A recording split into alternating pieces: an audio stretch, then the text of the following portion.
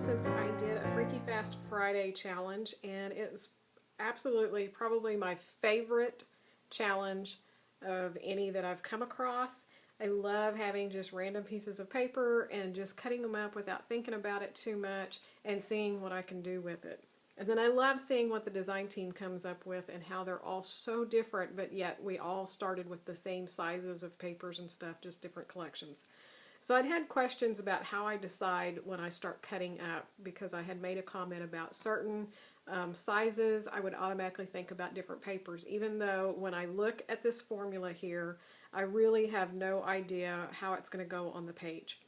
So I thought I would try to film this one from beginning to end with just a little bit of my thought process. This is kind of how my thought process is. On this formula here, we have 6 different sizes, and looking at the different measurements, one of the first things that I look for is anything that's narrow and long. So looking at the 1x12, I automatically think stripes, and they could be stripes like this that are straight up and down or on an angle, either one, but that's just something that I know that I use a lot on any layouts, is long skinny strips of stripes. So, and actually before I get into that, let me show you kind of what I'm working with. This is the flavors of the month for June. This is Bo Bunny, Petal Lane, and it's this gorgeous pink with yellow on the black. So you can look at the entire kits on the ScrapRoom YouTube channel, and I'll put the links down below. But it's a gorgeous collection. So I have the Flavors of the Month kit. I also have the pattern paper add-on and the extra embellishment add-on. So if you're interested in those, you can certainly go pick those up. You don't have to subscribe every month. You can just pick one up. But I've laid them out, and when I look at this, I know I'm going to have 6 different pieces of paper. It could be 6 different patterns, or I could duplicate some of them. So when I went through this, I really didn't eliminate any of them. I like the fronts and backs of all of them, so I'm not quite sure how it's going to play out, but I have a few ideas like the stripe. On the embellishments, I kind of went through and looked. Love the florals, always love florals, so I know I'm going to use those. And then I did go and I found this photo, and it's one that I would not have thought about doing because it does have some brighter colors. But she has these bright yellow socks on, and I don't scrapbook yellow a lot. It's something that I probably used to would have said I'd never scrapbooked it. But now I'm getting to where I really like pink or yellow, especially when it's with pink and gray as well. I love that color scheme together. So anyways, with her yellow socks and the yellow trim on this blanket and stuff, I just thought it was cute. So looking at that, I'm looking back over here. This says Love Makes the World Go Round, and this is all going to be about a story about her daddy and her and their best buds. So I'm pretty sure I want to use that. It would be perfect for this layout. This one also says 2 of a kind, so I know I have a long strip here that's off-white. I could even stretch it just a bit for the 1x12 strip. I could actually maybe cheat and use that border strip as one. So I'm just looking at those to be mindful of what's going to be on top when I'm also cutting my papers. So that's one thing that I do beforehand. So okay, so the 1x12 I said would be a stripe. So I know I'm going to do it. Backs that beautiful pink. Next up, we have a 6x6, and then a 3x4, a 4x11, 4x6, 1x8. So probably the next thing that jumps out to me is that 4x6. I automatically think it could be a photo mat around that. Now, of course, it could be somewhere else, but definitely a photo mat. So I'm just going to go through here and kind of see what would look good behind that. I actually really like this one, so I think that would be good for the 4x6. And then I have another long strip that's a 4x11. So when I'm looking at that, that's going to be a big bulk of paper. So I don't want anything really, really big and bold, which I'm not sure this collection has. I would think a print like this that had a smaller print would be great. I would not want something like this in a 4x11 because it'd be kind of plain unless you're going to be covering most of it up. I would really want a small print, and maybe this might possibly work, but I'm just going for not too busy but not too plain either. And I'm not sure that I would really pick that either for this particular because it's really heavy, but it might work and that might work. So I think for the 6x6, I actually think I want to use this floral maybe. Decisions. So maybe I should go ahead. Sometimes I go ahead and cut some of them up that I know, so then I can kind of see whether I want that big long. No, I don't want that 4x11. I think that's too busy. I do really like this. I think maybe we'll go with that. Let me go a little bit further into this. So then we'd have a 6x6, so that could go again behind the photo. I actually think I like that for the 6x6 because it's a bigger piece, but this is a little bit kind of a medium-sized print, so I think it will work well. Or either I could do a 3x4 with this one. Then have a 1x8 and a 3x4 left.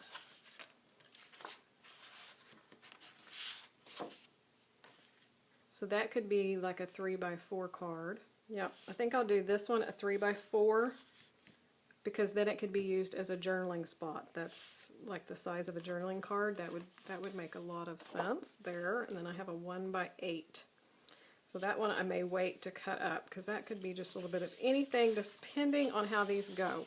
So okay, so I've cut my papers. I have that long skinny strip and the stripe.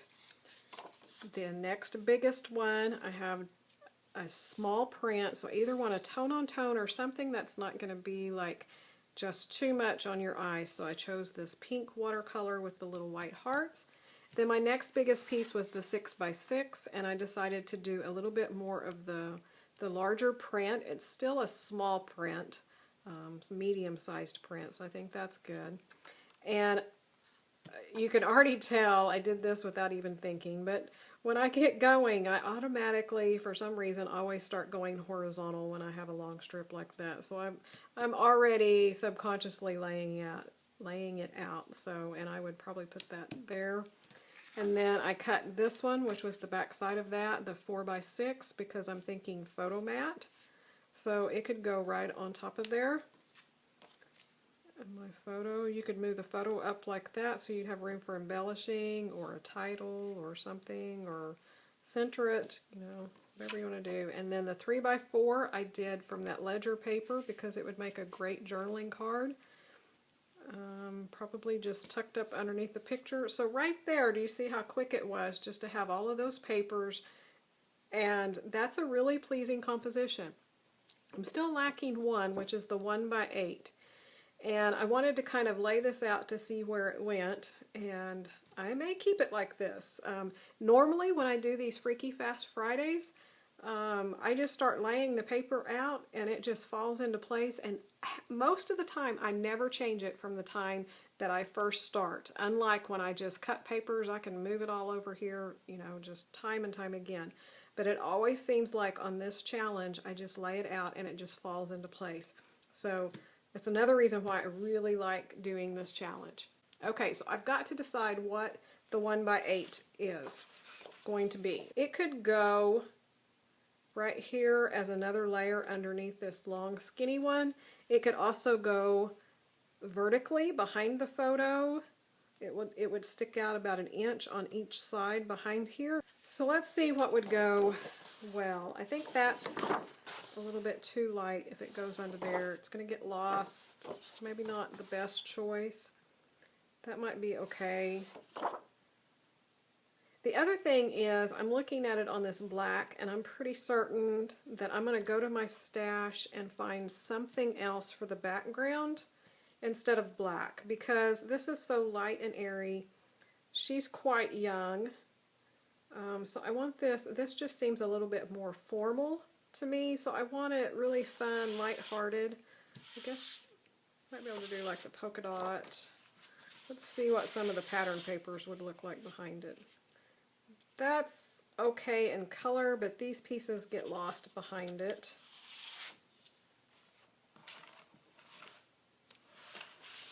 Light pink. And that's so-so. So, okay, before I do that 1x8, I'm going to go ahead and go through my stash to see what I have to go behind here as my background. So I picked out some papers. Let's just see. So the first thing I thought about was just white cardstock, which is okay. You could definitely do some misting behind here and kind of pull some more color into it. So I think that would be an okay choice. I have this from Pink Paisley Bella Rouge, and I thought it was kind of fun because it had this mesh, the black and the white. It just kind of, I don't know, made me think of it a little bit. So that's actually even okay. Then I have this paper here that's a pink wood grain.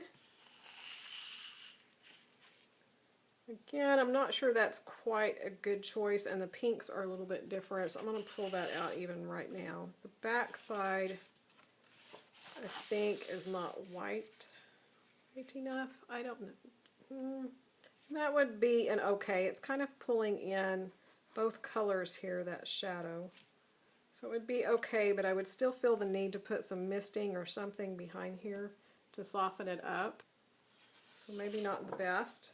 I have this one. This is from Elle Studio, and it's an off-white with a black polka dot. Now that one I really like. That one's really kind of cute. And then we've got polka dots here, so that carries in. So I actually think this one's better than most of the other ones.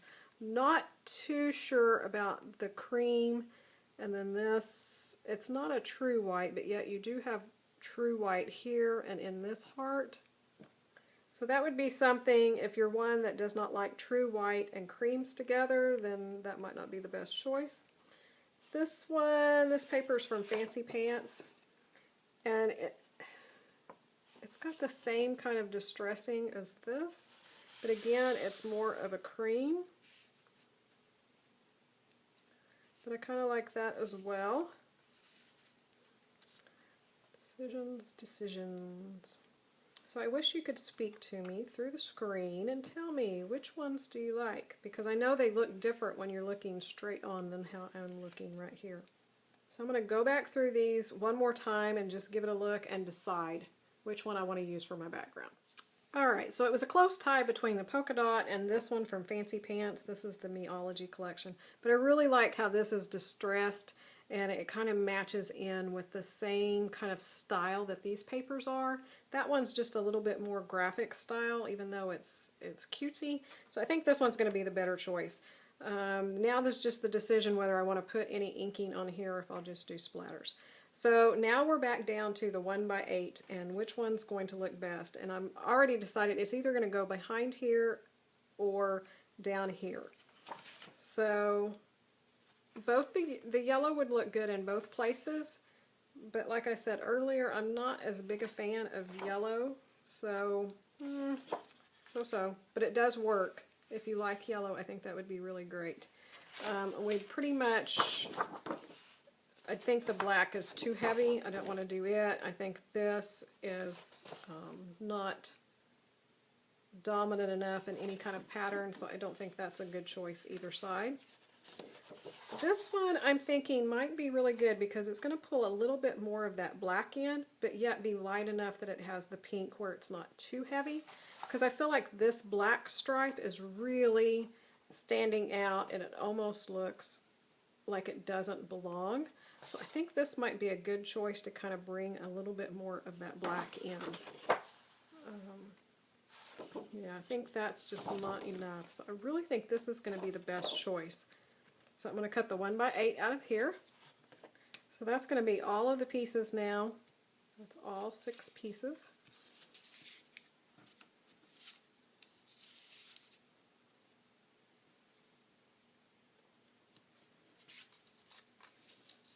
I think it's probably going to be better underneath here. And I could even get my border punches out and punch on these to give some fun little shapes to soften this up even more, because right now I have really harsh lines with all of the rectangles. But for the most part, this is exactly the design that I'm going for. So I hope this so far has helped you kind of how you can think about the different measurements and what pieces of paper might be good for those sizes. And there's not one way that's right or wrong, but there are some that 9 times out of 10 is going to be a good safe bet, like these long narrow strips being stripes. So hopefully that gave you some ideas to some thought processes as you're thinking through, and that you'll be inspired to try the Freaky Fast Friday challenges and grow to love them as much as I have. So let's get this all adhered down and we'll start on the embellishing. So I know this video is going to be a bit longer, and I thought about cutting this part out and just keeping it focused on how I do the Freaky Fast Friday and how I go about choosing my papers, but I decided in the end to not just go ahead and put this in here. Just consider it a bonus that it's 2 videos in one, and if you don't want to sit here for 20 minutes or whatever, then break it up and watch it, you know, in segments or fast forward, you know, whatever. But I decided I wanted to go ahead and put it out there. It's been so long since I've been able to put consistent videos out. So I just want to get as much content as I can, and it's filmed, so why not share it? So what I have done, I went to the embellishments and I saw all of these little banners, and I thought perfect, because the background was fairly bare and it needed a little bit more. So I grabbed some of those banners, and I'm going to end up cutting off a lot from the top, but they are going to go up there with that little flower. And then this banner here, that black, I really liked it above there, but the way that it was shaped, I just couldn't make it work on top of there and look right. But it really did create a good balance with all of the black, since I put the black tag to the right and I have that black across the bottom. So what I did instead was these little tabs. There was one in black and gray, so I just put a couple of those offset behind the big 4x6 piece of paper. And then I have the pink one that's going behind the photo that says Our Story, and I will add another one later towards the end. I went ahead and pop dotted the photo up. I wanted just a little bit more dimension there. And then that sticker that had two of a kind, I knew I definitely wanted to get that on there, because they are definitely 2 of a kind, and you can tell they're sitting in the exact same position here. This photo was taken when my husband had broke his leg, and so he was laid up, and she would stay curled up in his chair with him, because it was all I could do to keep him down so that he wasn't walking or you know, overdoing it. And he had to have 2 surgeries on it, so it was important that he rest and recoup and heal. So they spent a lot of time together, and she loved having her daddy home and not going to work every day.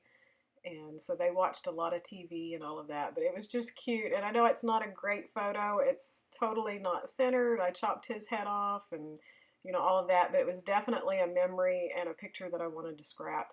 So that 2 of a kind little sticker there, I wanted to use it, decided to kind of use it as my title. And it wasn't really important that I have the bicycles on there, because this photo doesn't have anything to do with bicycles. So I just centered it and then trimmed it up, and you can definitely tell that those are bicycles, so I think it's okay. But I just wanted to keep it just within that 3x4 card, or that 3x4 piece. Then I still wanted just a little bit behind these photos. So this tag had this cute little scalloped border, and I had scallop border punched that bottom piece of paper, so I decided that would be kind of cute.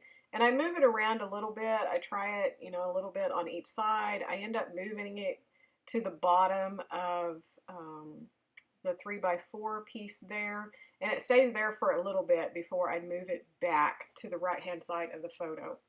Because I had that black tag over here, I was having trouble visually looking at that, because there was such that stark difference between the white paper, the black tag, and the photos very dark. And I was thinking, you know, I was going to have embellishments up there, so I thought, you know, it's going to be okay, and I kept trying to fill it in with different stuff. The other thing that was really bothering my eye is that 6x6 paper, that yellow flower down there. So I try covering it up. If I'd been paying closer attention, I would have turned that 6x6 paper where those yellow flowers would have been either on the right hand side or the bottom. I don't know. The flowers needed to be pink over there. So in the end, how I fix it is I move the flower embellishments that I was thinking is going to go on the bottom right. I move them over to the left, and that helps. And then I decide to go ahead and pick up that tag and move it up underneath the 4x6. And that's going to help so much in just having your eye distracted from the differences. So this is how I make the gap so that I don't have that other, the white from the 4x6 paper, so that it's not so stark between the two blacks. I move those scalloped stickers over there, and it's pink, so it bridges that gap between those two, I think, fairly well. So then I'm going to go back to these pink flowers, or, well, there's pink and yellow, and I decide to pop dot that one up and then tuck the other ones underneath. And I struggled with this one kind of too, because I felt like that flower was just a bit too large and it was kind of plain. I don't know. So I ended up taking the smaller one that looked just like it and putting it on top. And instead of putting more foam tape underneath that one, I just kind of curled up the edges so that you could definitely tell that those were two different sets. And I like that a lot better. And it gave the page more texture, because right now everything's really, really flat. There's not any texture other than the ribbon coming out of the tag. So I felt like that helped a lot. And I didn't put enamel dots on this layout, but I'm thinking I might, I don't know. I like the way it turned out, but I'll have to see how it looks on camera when we get to the end. You know how it always looks different when you start looking at it on camera and straight on, then you start seeing everything you should have done. So for that little ribbon, I just went to my stash and got some really thin twine and tied a bow around it. And then I got my Heidi Swapp color shine in the gold, and I'm going to splatter around in a triangle. And I also just took it and used the end of it and dotted little dots in the center of all the flowers so that I'd have really dominant little flowers, or little dots there in the center. I felt like that was really cute, and it really helped because those flowers had a really simple center in them. So that pretty much finishes this layout. It's pretty simple. It was fast, quick, and easy. So I hope you'll hop over to the scrap room and try this challenge for yourself, and I would love to see what you do. So make sure you tag me or post it on Facebook and tag me so that I can see. So have a great day, and we'll see you later. Bye-bye.